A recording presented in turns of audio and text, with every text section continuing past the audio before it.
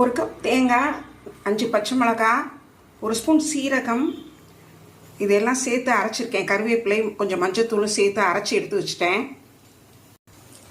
ஒரு கப் தயிர் எடுத்து வச்சுருக்கிறேன். இதையும் மிக்சியில் போட்டு ஒரே ஒரு சுற்றி எடுத்துகிட்டு வந்துடுறேன். குக்கரில் நல்லா ப்ரெஷர் ரிலீஸ் ஆகிடுச்சு.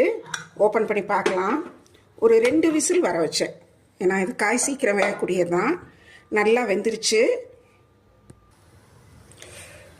அடுப்பு திரும்ப பற்ற வச்சுட்டேன். இந்த அரைச்ச மசாலா இதை இதில் நல்லா கலந்து விட்டு கொதிக்க விடுறேன். உங்களுக்கு ரொம்ப இந்த கன்சிஸ்டன்சி திக்காக இருக்கணும்னு நினச்சிங்கன்னா இந்த காய் வெந்த தண்ணியை கூட கொஞ்சம் ஃபில்ட்ரு பண்ணிக்கலாம். கொஞ்சம் பரவாயில்லாமல் கொஞ்சம் குழம்பு மாதிரி இருக்கட்டும்னா இருக்கட்டும். இது நல்லா ஒரு கொதி வரட்டும். முதல்ல காய் வேகையில் கொஞ்சம்